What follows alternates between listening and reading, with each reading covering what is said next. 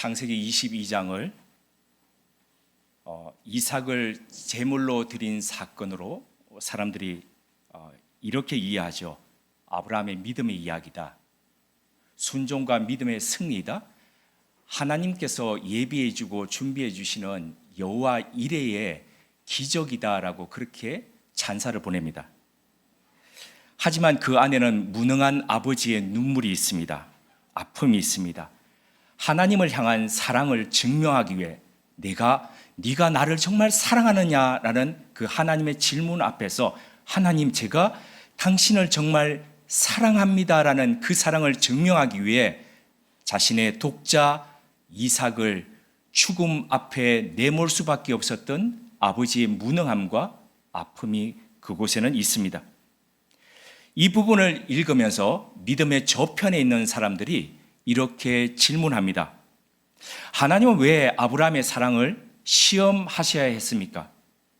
전지전능하다고 하는 하나님이 굳이 그것을 시험해 봐야 사랑하는지 사랑하지 않는지 알 수가 있습니까?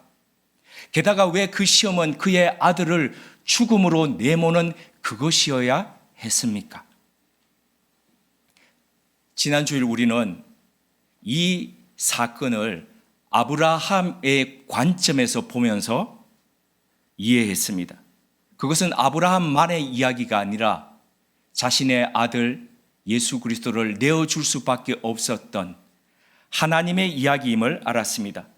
사람들을 지극히 사랑한다라고 했는데, 내가 이만큼이나 너희들을 아끼고 사랑한다라고 했는데 사람들 입장에서 당신이 어떻게 우리를 사랑합니까? 당신이 우리를 사랑한다면 증명해 보세요 하는 그 사람들의 질문과 요구 앞에서 하나님은 아들을 십자가에 내어주시기까지 그렇게 하면서 사랑을 증명했던 그 하나님의 고백이었다는 것을 살펴보았습니다. 오늘은 직접 자신이 제물이 되어서 그 죽음의 번제단 위에 올라설 수밖에 없었던 이삭의 관점에서 이 사건을 살펴보도록 하겠습니다. 먼저 이 질문부터 한번 해보겠습니다.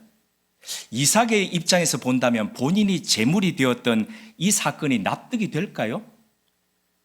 자신의 동의도 없이, 가장 핵심 당사자인데 자신의 동의 없이 하나님과 아버지 아브라함 사이의 밀약에 의해서 자신이 희생제물이 되었던 그 사건이, 물론 결과는 해피엔딩이지만, 그러나 이 사건을 보면서 이삭 자신도 아름다운 믿음의 이야기라고 평생 그렇게 기억했을까요?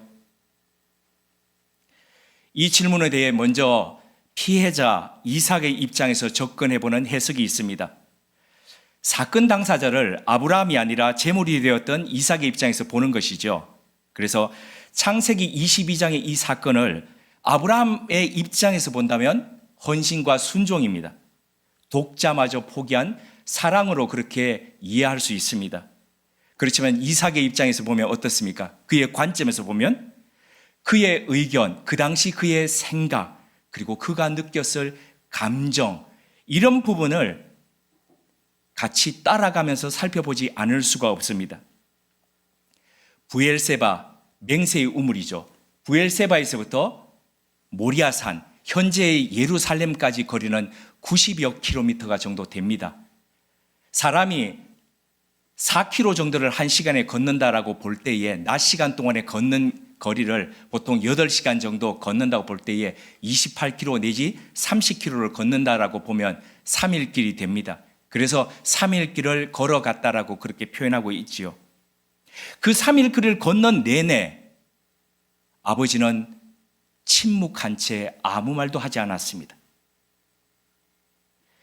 이삭이 아버지에게, 아버지, 하나님께 드릴 불과 나무는 이렇게 준비되어 있는데 제물로 드릴 그 양은 어디에 있습니까? 라고 했을 때에 아버지는 그제서야 아들의 질문에 이렇게 대답했지요. 내 아들아, 번제할 어린 양은 하나님이 직접 자기를 위해서 준비하실 거다. 그런데 하나님이 아브라함에게 일러서 명하신, 그러니까 지명해 주신 그 땅에 이르러서 번제단을 쌓고 그리고 지고 갔던 그 장작을 쭉 펼쳐놓고 난 뒤에 아버지가 자신을 결박해서 그 번제단 위에 올려놓을 때에 이삭은 얼마나 충격적이었을까요? 번제단 위에 누워있을 때, 결박되어서 누워있는 그 상태에서 아버지가 시퍼런 그 칼을 자기의 목에다가 가져올 때에 얼마나 공포에 떨었을까요?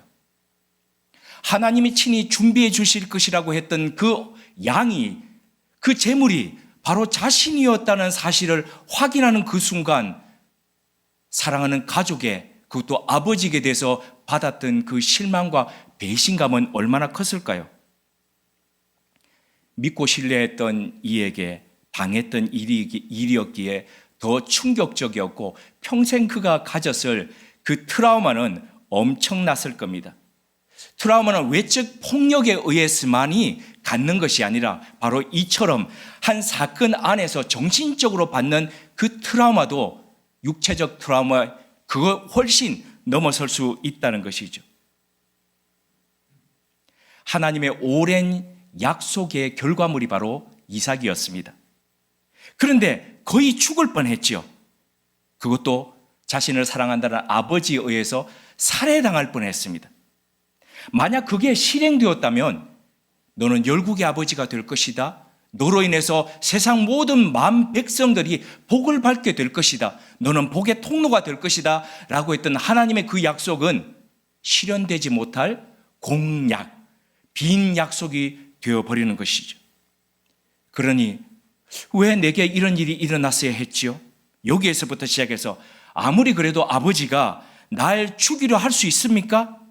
이것을 거쳐서 내가 약속의 아들이라고 하시더니 하나님이 어떻게 나를 번제로 드리라고 그렇게 명령하실 수 있습니까? 라는 이런 질문에 이르기까지 이삭의 머리는 얼마나 복잡했을까요? 이해할 수 없지요. 아니, 이해가 될 수가 없지요. 이런 사실에 이삭은 이 사건 이후에도 이 사건이 그의 머릿속에 트라우마로 그렇게 짙게 남아 있었을 겁니다. 살아남았다고 해서 안심될 수 있습니까? 아니지요. 우린 세월호를 겪고 또 가까이는 작년에 이태원 참사를 겪으면서 남아있는 살아남은 사람들이 얼마나 가슴 깊이 그 트라우마와 상처를 가졌는지를 익히 온 사회가 다 겪어보았지 않습니까? 살아남았다는 사실 자체도 생존의 이 수수께끼이고 어떤 면에서 살아남았다는 게 오히려 더 아픔으로 그렇게 자리할 수 있지 않습니까? 왜 살아남았는지, 선택되었다면 왜 선택되었는지도 이해할 수 없는 이 속에서 바로 피해자 이삭의 입장에서 본다면 이 창세기 22장이 참 아픔이지 않겠습니까? 그런데 같은 이삭의 입장에서 보면서도 이 트라우마적 관점으로 보지 않고 다른 관점으로 보는 입장이 있습니다. 이는 오랜 유대교 전승과 같이 결을 맞대고 있습니다. 유대교 전승의 뜻이 따르면은 모리아산으로 향하는 그 3일길 동안 이삭은 내가 제물이 되는구나라고 깨달았다라고 합니다. 그래서 스스로 자신을 묶었다는 거죠. 본능적으로 죽지 않으려고 혹시 자기가 발버둥 칠까 봐 스스로를 묶고 그렇게 있었다는 겁니다. 자, 본인의 다리와 몸을 묶은 상태에서 자유로운 것은 뭐가 있습니까? 유일하게 자유로운 것, 눈입니다. 눈만이 멀뚱멀뚱 쳐다보는 것이죠. 그때 자기를 치려고 칼을 내리치는 그 아버지와 눈을 마주보면서 얼마나 공포에 떨었을까요? 그렇게 하늘을 향해서 우러러 볼 때에 그때 천사의 눈물이 바라보고 있던 이삭의 눈에 툭 한 방울이 떨어졌다라고 합니다. 몇 초 후에 그 이 천사는 몇 초 후에 아브라함에게 아브라함아 네 아들 이삭에게 손을 대지 말라라고 그렇게 말했던 그 천사이지요. 천사는 말없이 순종하는 그 이삭이 불쌍해서, 너무 불쌍해서 바라보고 있다가 눈물을 툭 떨어뜨렸다라고 하죠. 그때 그 눈물이 이삭의 눈에 떨어졌던 그것 때문에 이후에 이삭은 눈이 멀었죠. 완전히 멀다기보다는 잘 구분을 못했죠. 그래서 자신의 아들 야곱과 에서를 구분할 때에 그 손으로 만지고 목소리를 듣고 이렇게 구분할 정도였고 눈으로 제대로 분간하지 못했다라고 성경은 그렇게 이야기하지요. 이게 바로 천사의 눈물 때문이라고 유대교 전승은 그렇게 이야기하고 있습니다. 들으시면서 어떻게 생각하십니까? 근거가 빈약하지요. 네, 빈약합니다. 그런데 한편으로 이런 생각이 듭니다. 야, 역시 유태인들은 유태인들이구나. 어떻게 이 빈약한 이야기를 이렇게 은혜롭게 풀 수가 있을까? 대단한 이야기꾼들입니다. 이삭이 스스로 자신을 묶었다는 이 유대적 관점에 저는 동의하면서 한편으로 본문을 조금 더 다르게 접근해 봅니다.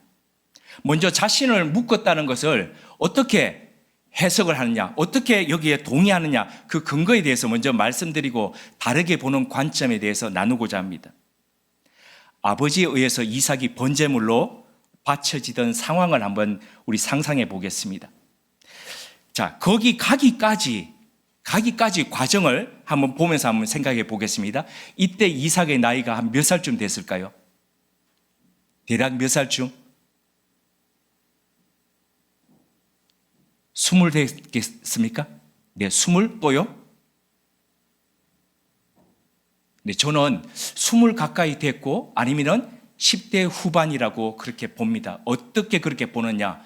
보통 유태인들은 길을 걸어서 났을 때에 어린 아이를 그렇게 3일 동안 그렇게 같이 걷고 그러지 않습니다. 얼마만큼 이미 장성했다는 것이죠. 그리고 아버지가 번제 드릴 그 장작인데 장작 하나 정도 가지고 갈까요? 아니지요. 갈 때는 나귀에 실어가지고 그렇게 가는데 모리아산으로 올라갈 때는 누가 맸습니까? 그 장작을 이삭이 맸습니다. 그 장작을 맬 정도의 그 정도의 장성한 아들이다 10대 후반이나 20대 초반의 청소년이나 청년이었을 가능성이 많습니다. 자, 그렇다면 20대 초반이나 10대 후반이었다고 할 때에 아브라함의 나이는 몇 살이었을까요? 120세에 가까웠겠죠. 100세에 이 이삭을 낳았으니까. 자, 그렇다면 120세에 가까운 이 연로한 아버지가 아들을 묶으려고 그럴 때에 아들이 아버지 지금 뭐합니까? 미쳤습니까? 라고 아버지를 한 손으로만 밀치더라도 아버지는 저기 나가 떨어집니다. 그런데 그 장성한 아들을 아버지가 어떻게 묶었겠습니까? 이 말이 의미하는 바가 무엇이겠습니까? 이삭 스스로가 묶여졌다는 거죠. 아버지가 묶을 때에 그냥 그럴 나이가 아니지요. 이 때문에 이 어떤 면에서 보면 그래서 아브라함이 이삭을 결박하여서 제단 위에 올렸다는 이 이야기는 다른 말로 표현하면 이삭 스스로가 자신을 묶어서 그렇게 번제단 위에 올라섰다는 이 이야기입니다. 자발적 묶임이죠. 이삭은 두 아버지 사이의 사랑을 이해했습니다. 두 아버지가 누구입니까? 하늘의 아버지와 이 땅의 아버지.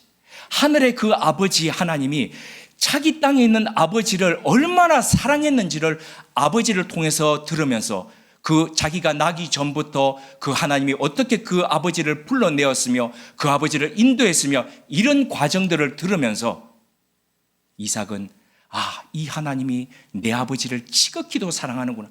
그리고 아버지가 그 하나님 앞에서 어떻게 했는지 이야기를 들으면서 내 아버지가 하나님을 향한 사랑이 어떠한지를 그는 알고 이해하고 있었다는 것이죠. 그래서 그 사랑을 이해했던 것 때문에 스스로가 아버지와 하나님 사이의 시험대 위에 스스로를 올려놓았다는 것입니다. 어떻게 이 이해는 관념적 이해가 아닙니다. 자신의 몸을, 자신의 생명을 내어놓는 것으로 이러한 경험을 통해서 얻는 바로 처절한 이해였다는 것이죠. 이 때문에 이삭은 죽음을 회피하지 않았습니다. 스스로 제물이 되었다는 겁니다. 지난 시간에 아브라함의 시험이 아브라함만의 시험이 아니라 하나님의 시험이라고 말씀을 드렸습니다. 네가 나를 정말 사랑하느냐? 그럼 네 아들을 제물로 드릴 수 있느냐? 네가 가장 사랑하는 것을 내게 바칠 수 있느냐라는 그 하나님의 아브라함을 향한 질문은, 하나님 정말 우리를 사랑합니까? 그렇다면 당신의 아들을 우리에게 제물로 바칠 수 있습니까? 라는 그 인간의 하나님을 향한 사랑의 요구에 대한 하나님의 응답이었다라고 말씀을 드렸습니다. 여기도 같은 프레임이 적용됩니다. 그것은 스스로를 제물로 드린, 그래서 스스로를 묶어서 그 번제단 위에 올라선 이삭이야말로 할 수만 있으면 이 잔을 옮겨 주십시오. 할 수만 있다면 이 십자가를 벗어나게 해 주십시오. 해달라고 그렇게 기도했음에도 불구하고 끝내는 그 십자가의 잔을, 쓴 잔을 마셨던 예수 그리스도처럼, 십자가에 자신을 내어주신 예수 그리스도처럼 바로 자신을 내어준 그 하나님의 아들의 사랑이었다는 것이죠. 이것을 사도 바울은 빌립보서 2장 5절에서 8절을 통해서 이렇게 설명하고 있습니다. 너희 안에 이 마음을 품으라. 곧 그리스도 예수의 마음이니 그는 근본 하나님의 본체시나 하나님과 동등됨으로 취할 것으로 여기지 아니하시고 오히려 자기를 비워 종의 형체를 가지사 사람들과 같이 되셨고 사람의 모양으로 나타나사 자기를 낮추시고 죽기까지 복종하셨으니 곧 십자가에 죽으심이라. 사도 바울은 우리가 품어야 할 예수 그리스도의 마음을 한 단어로 이렇게 표현했습니다. 자기 비움. 이 자기 비움이라는 이 단어, 헬라어 단어는 케노시스입니다. 가끔씩 어느 곳에서 이렇게 적혀 있는 것들을 보셨을 겁니다. 신의 아들이 자기를 비워서 낮은 사람의 위치에까지 왔던 신성 포기와 자기 비움을 일컬어서 케노시스라고 이야기합니다. 하나님의 아들이 자신의 모든 특권을 비우고 이 땅에 인간의 모습으로 성육신 하신 것, 바로 이것이 첫 번째의 케노시스입니다. 이 자기 비움 이후에 예수 그리스도는 십자가에 자신을 내어주심으로써 케노시스의 완성을 보여주셨습니다.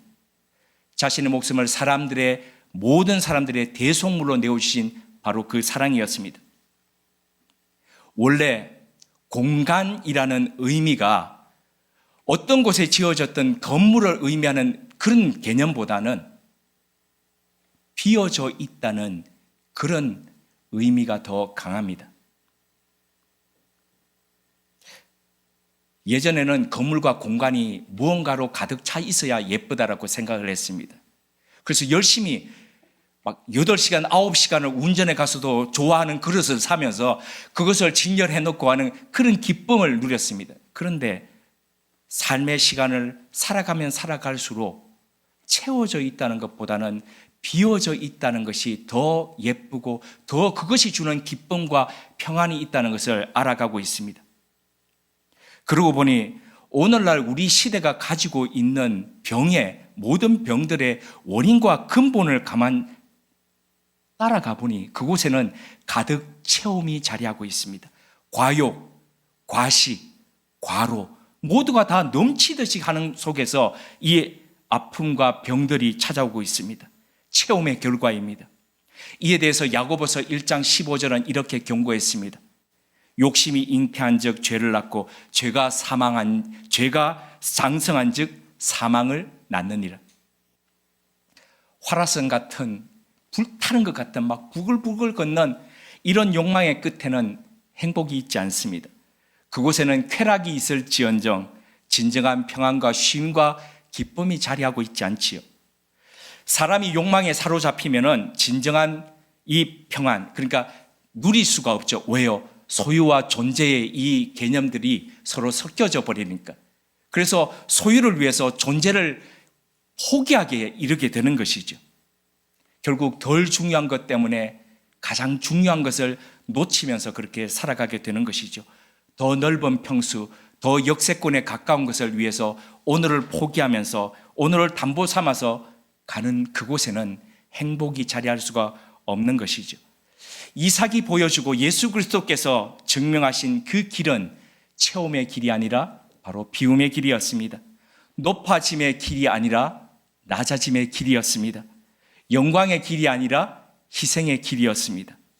이러한 케노시스적 영성이 오늘 우리에게 요구하시는 하나님의 우리에 대한 사랑입니다. 정말 네가 나를 사랑하느냐? 그렇다면 너를 그렇게 비워서 나에 드릴 수 있느냐? 네 욕망이 가득 차 있는 그 자리를 비워서 나를 향한 그 사랑으로 채울 수 있느냐? 그분을 진정 사랑하기 때문에 우리 스스로를 제물로 결박하는 이 사랑이, 이 자기 비움이 하나님께서 우리에게 요구하시는 것입니다. 우리는 지금 자기 비움이라는 이 사랑으로 하나님의 사랑에 화답하고 있습니까? 함께 기도드리겠습니다. 하나님, 비워진 우리의 빈 공간에 들어와 주십시오. 온갖 욕망과 욕심으로 넘치게 채웠던 공간 아닌 공간을 이제 비우려 합니다. 자기 생각으로 가득 차 하나님의 말씀이 들어올 틈이 없었던 생각의 공간을 이제 비웁니다. 이기적 욕망으로 가득 차 타인을 향한 사랑과 배려를 담을 수 없었던 마음도 비웁니다. 스스로 자기를 비워 종의 형체로 이 땅에 오셨던 우리 주 예수 그리스도의 자기 비움의 길을 이제 우리도 걷게 하옵소서. 대충 걷는 신용만 하는 유사 그리스도인이 아니라 신실하게 걷는 주님의 사람들 되게 하옵소서. 이것이 스스로를 결박해 자신을 제물로 하나님 앞에 드린 이삭이나 자신을 십자가의 대속물로 내어주신 예수 그리스도의 십자가의 사랑을 따라가는 우리들의 케노시스 자기 비움 되게 하옵소서. 예수님의 이름으로 기도드립니다. 아멘.